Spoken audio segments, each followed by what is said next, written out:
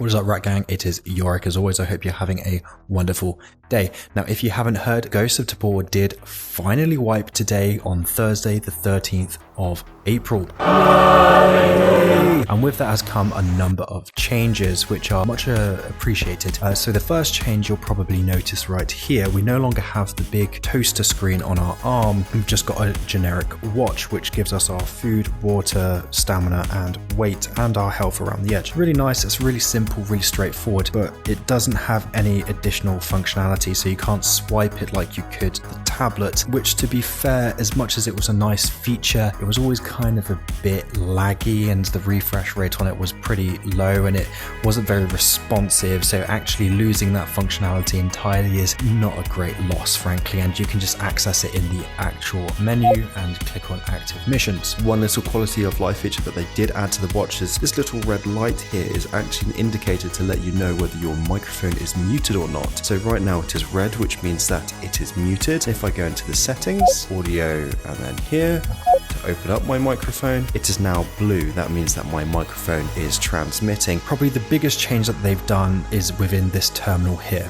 You'll notice up in the top right hand corner here we have DLC. This is for the upgrade packages that the developers offer for Ghost of Tabor, notably the Founding Fathers edition, Care Package, Join or Die edition, or Nuclear Night. And all you do is you just come here, choose the package you want, hit buy, and then it will go through a purchase screen like you would normally do if you were purchasing a game. I've said it many times before, with every new wipe comes new opportunity. It's a rat eat rat world out there, and the tactical waifu knows it. And if you haven't already picked up Ghost of Tabor for your MetaQuest 2, I'll have a 25% off referral link in the pinned comments where you can pick the game up for the Quest 2. And if you do have a gaming PC and you do want to play it on the PC, it is cross-buy, so bear that in mind. Another change that they've made is they've changed the rendering of weapons. They kind of react to the light, as you can see here. So there's a light right here, and you can see how the gun is lighter on the barrel end, and if I pull it here, it's lighter on the buttstock.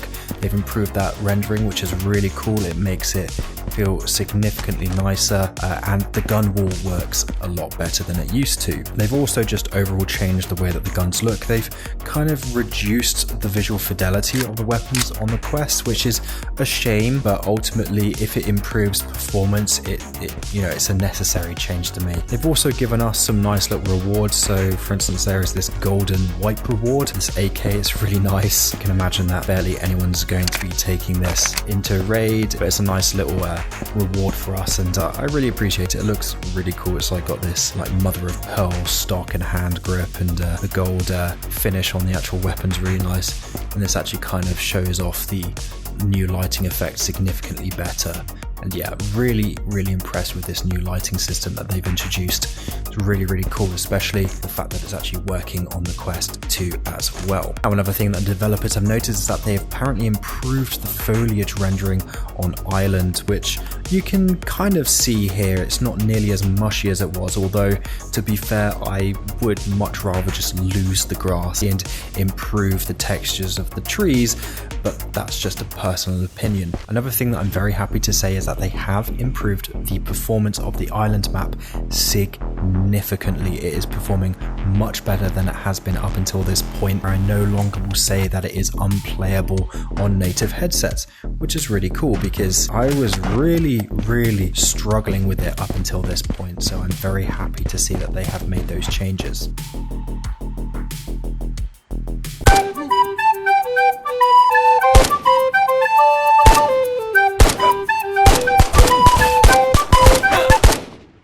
Like I said, it does look like they've decreased the overall fidelity of the weapons in terms of their visuals, but as long as they have all the interactivity and function the way that we expect them to me, that is all that matters. Now, please let me know in the comments below if you are planning on getting any of the upgraded packages. I know for me, I was very keen on getting the Founding Fathers edition because I did initially pre-ordered that for the Quest 2 and I wasn't able to get it because of the issues they were having. I'll be live streaming Ghost of Tabor on Saturday at 11 PM BST, so if you'd like, please hop on by. I'd love to see you there and chat away and discuss the wipe with you. But until then, ciao.